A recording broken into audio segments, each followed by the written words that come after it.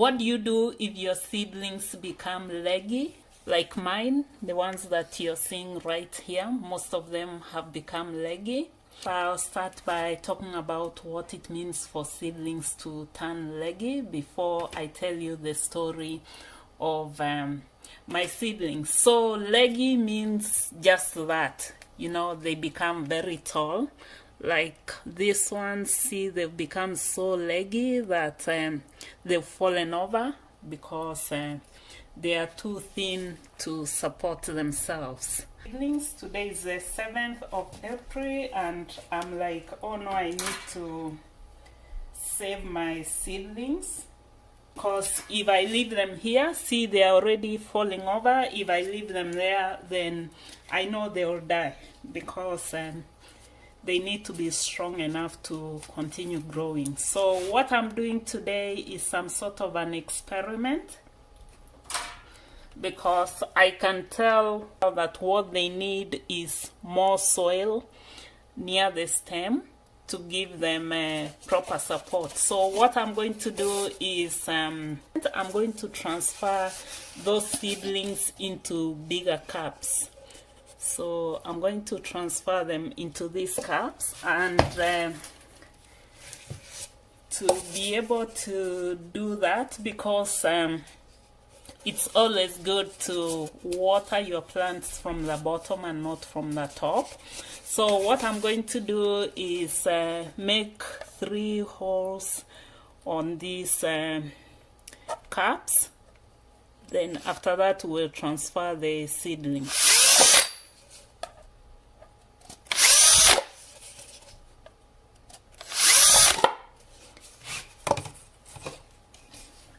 And I'm using 2 different types of cups to see which ones will do better. Yeah, as I've mentioned in the past, I'm a researcher by training, so whenever I'm doing something new, I'm always thinking about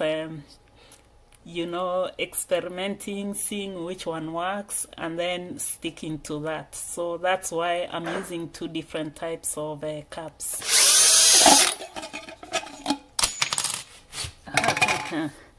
That's me learning how to use gadgets. Oh, I should not drill my hand. So for you, what type of machines are you learning to use? Because you need to do some things. For example, I need to make holes on this, so I've learned how to use is this called a drill? We are always learning. Okay, now I have holes in the containers. So after preparing the containers, I'm going to fill them with soil. And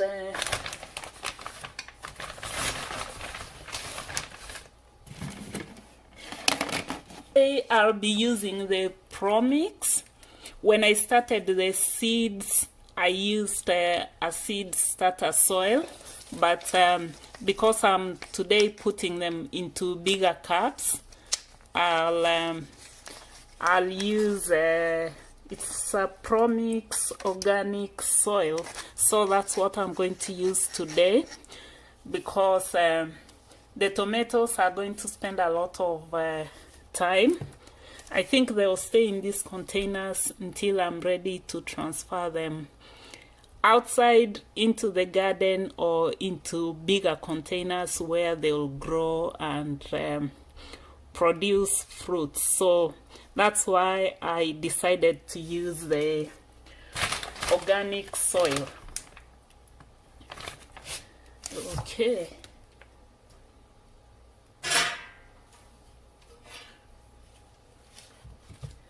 So next I'm going to uproot our leggy seedlings and plant them here.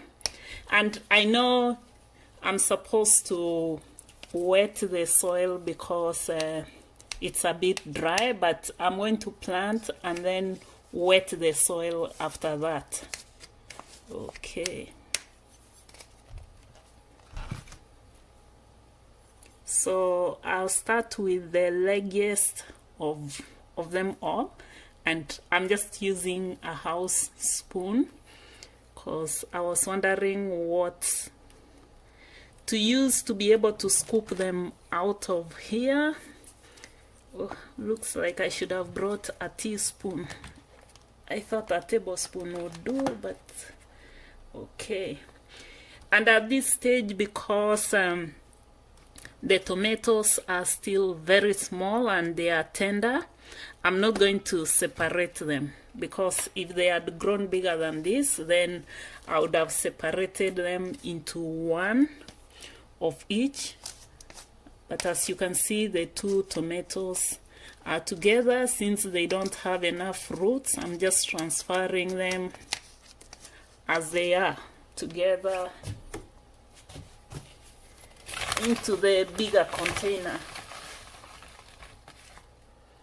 And what I'm doing at this stage is just giving them enough soil to support them.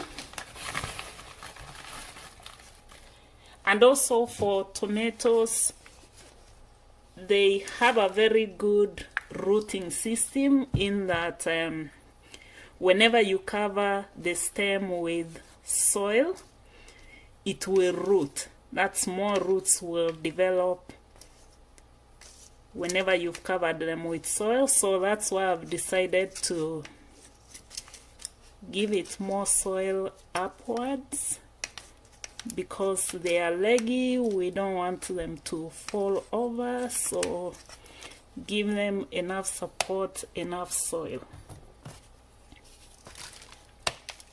Otherwise, if they did not have this issue, the problem of being leggy, then I would have planted them halfway and keep adding soil as they grow. But for now, my objective is to make sure that they don't break. And as I said, this is an experiment that I'm doing, my own experiment. I hope it works, but I trust that it will work, because I've done gardening for so long. I know that all that plants need is good soil, water, sunlight, and they'll be able to grow. So for you, if you've started your seeds indoors, how are they doing, and why do you think are they behaving that way? Like, if they've become leggy, what do you think could be causing that? For mine, I'm beginning to ask myself, did I keep them too warm, or why did they grow so fast? But then again, I discounted keeping them too warm, because if they were too warm, then all of them would have shot up, would have grown so fast. But as you've seen, not all the tomatoes have sprouted, especially the Mackenzie ones. They are still, I still have a number that have not broken out of the ground. Okay, so I'm going to pick the next leggy ones. Ooh, these ones are 4. I'm wondering how I managed to put in 4 seeds, because I was actually working on 1 seed per slot. But as you know, tomato seeds can be very tiny, so that's how they could have escaped.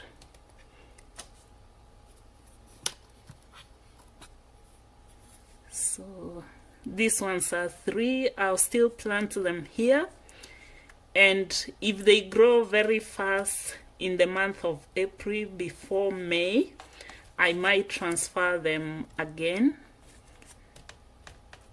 That's once they grow enough roots, then I'll be able to separate them into 1 or even into 2, so that they continue to grow.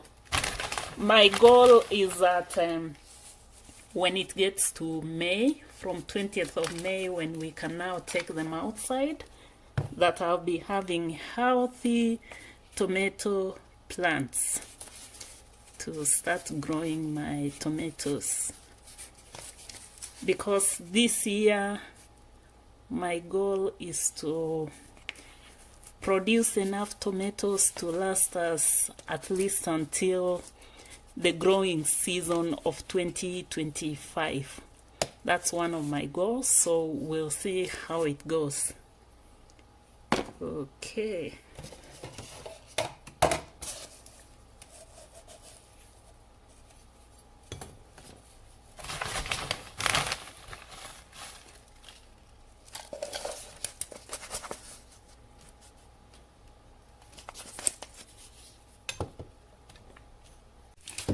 Okay, now I am transplanting the seedlings from the pumpkin family, because here I have a squash and I have the round green pumpkins.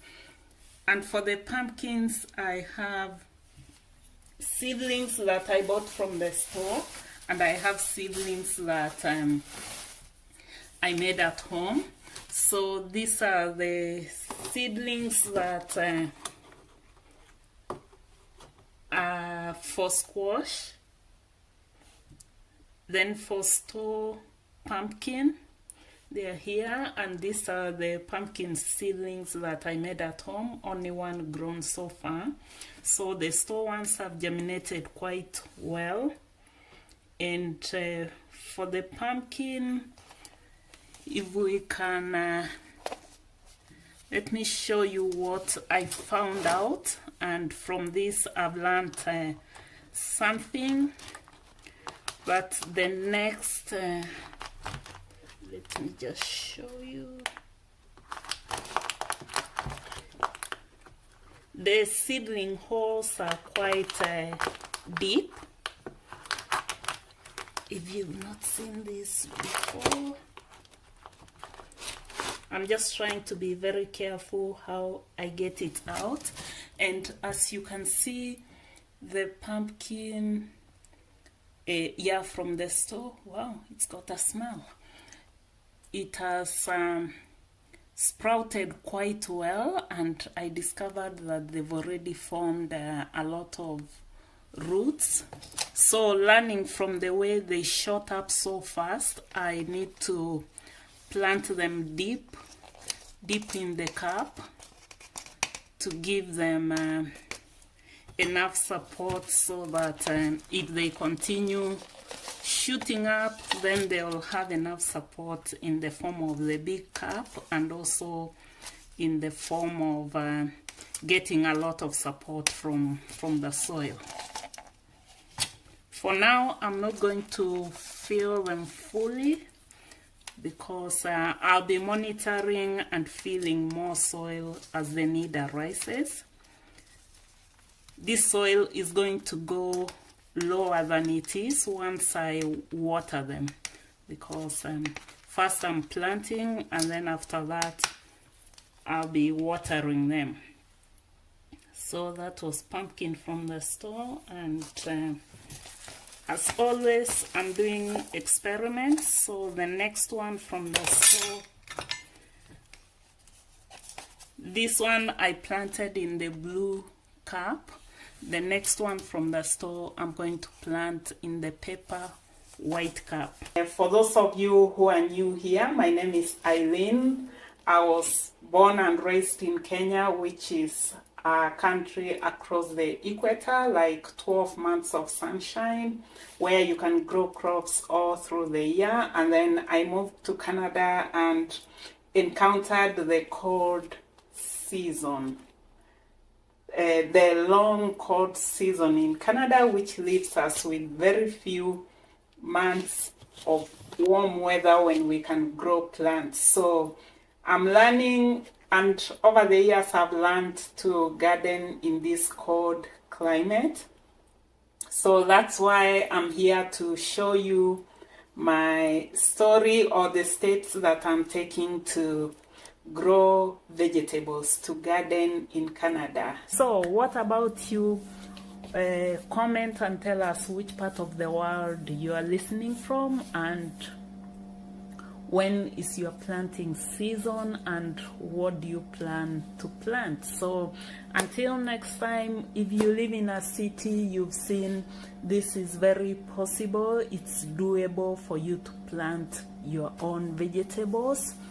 So whichever part of the world where you are, go check your last frost and start your seedlings now, or count backwards based on what's written or printed on the seed cover.